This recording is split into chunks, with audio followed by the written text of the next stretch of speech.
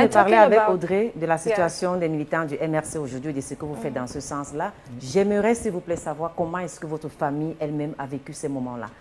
Depuis votre engagement au sein du MRC, est-ce que vous avez eu l'impression, puisqu'on était encore dans la partie un peu de votre vie en même temps que celle du MRC, c'est difficile de dissocier les deux. Quand vous avez eu votre engagement, quand vous avez décidé de vous engager politiquement, est-ce qu'il y a eu des impacts sur votre famille et votre incarcération? Comment est-ce qu'elle a vécu cela en termes d'équilibre? Comment est-ce que vous en êtes sorti? Vous permettrez que je ne parle pas de ma famille. Je ne parle jamais de ma famille.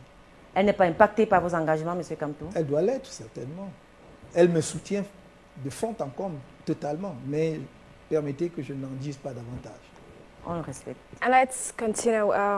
Talking about your political activists who are still in prison, what is the CRM doing on a daily basis for their release? First of all, many thanks for that question,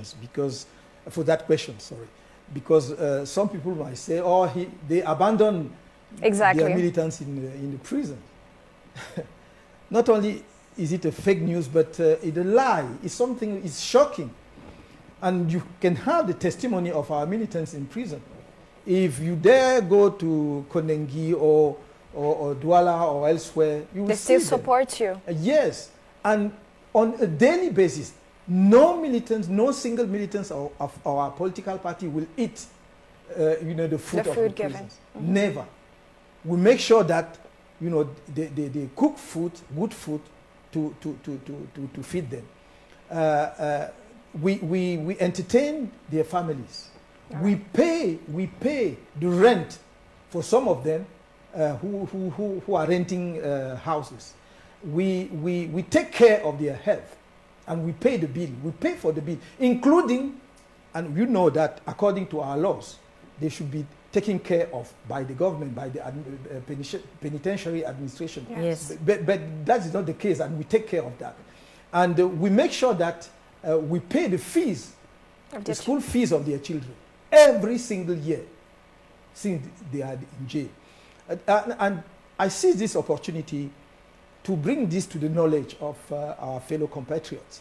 You know, we have lost our militants, one of our militants in Douala, Rodrigue Dageo Koufet. It is not because we didn't take care of him. It is we did everything we could, but it is just that the condition, the sanitary condition in prisons are what it is, or what they are. Sorry, what they are, and they would not allow us to be in direct contact with him.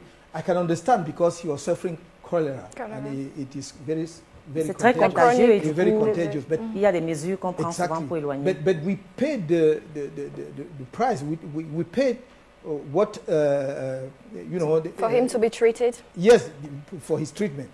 And after he passed away, we took care. We took of everything. We took in charge, the burial and everything, and assist his parents and his widow and children, and we are continuing to do so, and we will be informed when the days come, when time comes, what we have done to secure the future of his children. So we are doing our best, and we are I don't see any other example, not only in this country, but even in Africa, where a political party would take such care of its militants when they are in jail. But you didn't mention about, as a lawyer, what are you doing as a lawyer to help them? Oh, yeah. Initially, I didn't join the collective of lawyers. Okay. Because they were before the military tribunal. And I didn't find it necessary or suitable to go there because for me and for us, the military tribunal is incompetent in that case. And we tried to demonstrate it while I was myself in jail in 2019.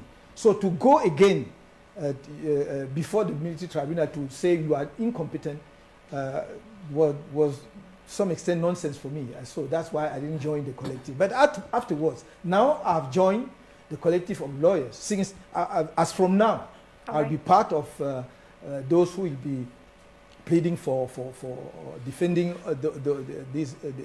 Your activists? Yes, these militants. No, yes, I wouldn't say activists. Militants? They are militants. It's activists. Different. Yes, just because at the level of the Court of Appeal, all right, the court is chaired by someone from the CPD. By a magistrate, not a military.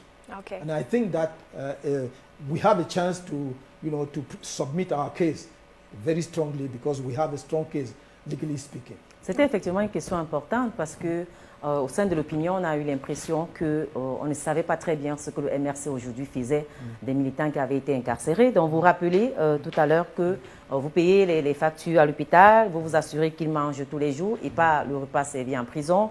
Vous prenez soin de la scolarité des enfants de chaque militant du MRC. Détenu, chaque militant du MRC détenu. Mais j'allais demander, Maurice Kamto, est-ce que le fait d'avoir arrêté les militants tout le temps vous a un peu refroidi? Parce que vous n'avez plus, depuis votre sortie par exemple, essayé d'organiser des grandes mobilisations, des marches pour attirer l'attention sur le cas de ces militants incarcérés-là. C'est bien aujourd'hui que nous on découvre par exemple ce qui est fait pour eux, mais sur le plan médiatique, de la mobilisation, on a l'impression que ce n'est plus vraiment ça. Quelle est la stratégie aujourd'hui? Je me garde toujours de parler de stratégie sur le plateau de télévision une fois de plus, mais je vais répondre à votre question très clairement. Pourquoi nous ne faisons pas de mobilisation? Simplement parce que les marches ne sont pas la profession d'un parti politique. Un parti politique n'est pas créé pour faire les marches.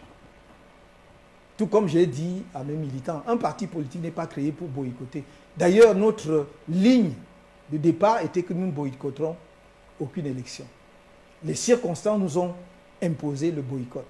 Nous l'avons fait. Donc, aussi bien le boycott que les marches sont des outils politiques à la disposition des partis politiques. Ce sont des instruments de lutte dont dispose un parti politique. Nous les utilisons quand c'est nécessaire et nous les avons utilisés en ce qui concerne les marches, au moins à 2 ou à 3 reprises, vous le savez, et pour le boycott en février 2020. On ne peut pas s'attendre à ce que les militants du MRC ne passent leur temps que dans la rue. Le travail politique fondamental d'un parti politique, c'est d'aller à la conquête des militants, c'est d'expliquer en fait sa doctrine et de les convaincre que le moment venu, ils doivent voter pour lui ou les candidats de ce parti parce que ce sont les meilleurs. Ils sont porteurs du meilleur projet possible pour le pays. Et c'est ce que nous faisons. Donc, comme on a vu que nous marchions, on s'attend à ce que nous ayons pour métier, pour profession, les marches. Non. Mais cela ne veut pas dire que nous avons répudié les marches une fois pour toutes. Si demain, il s'imposait la nécessité d'organiser une marche pour tel ou tel événement, nous le ferions. J'ajoute, en ce qui concerne de manière particulière nos militants détenus, que nous avons fait les démarches nécessaires. Et nous avons vu que lorsque vous heurtez à un mur, il faut changer, puisque vous avez parlé de stratégie, il faut changer, sinon de stratégie, du moins la tactique. Donc on ne va pas aller cogner les têtes contre un mur en permanence. Ils sont inaccessibles à notre revendication, notamment pour la remise en liberté pure et simple de nos militants, ce qui est absurde parce que si les raisons pour lesquelles on les a arrêtés, c'était que, oui, ils étaient insurrectionnels, ils voulaient perturber les élections régionales de 2020. Les élections régionales, depuis 2 ans. Voilà, depuis 2 ans, ont bien eu lieu en novembre 2020. Et nous sommes en 2022, et ils sont toujours détenus. Donc cela veut dire que la raison n'était pas les régionales, c'était en fait d'affaiblir le MRC, de casser, parce qu'il y a eu, semble-t-il, un débat interne au sein du régime entre ceux qui voulaient que l'on interdise, donc l'on dissolve le MRC purement et simplement, et ceux qui ont proposé sans doute cette stratégie qu'ils ont considérée probablement comme plus affinée, c'est-à-dire de démanteler le MRC à travers justement la neutralisation d'un certain nombre de ses cadres et ainsi de le paralyser. Et aussi, par conséquent, d'orienter tous nos efforts, de nous contraindre à orienter tous nos efforts vers le soutien aux prisonniers politiques parce que ça nous coûte beaucoup d'argent, ça nous coûte aussi beaucoup d'énergie et d'efforts. Mais nous sommes assez solides comme parti politique, croyez-moi, le parti avance et je pense que vous serez étonnés parce que nous nous portons aujourd'hui encore mieux, bien mieux qu'avant les élections de 2018.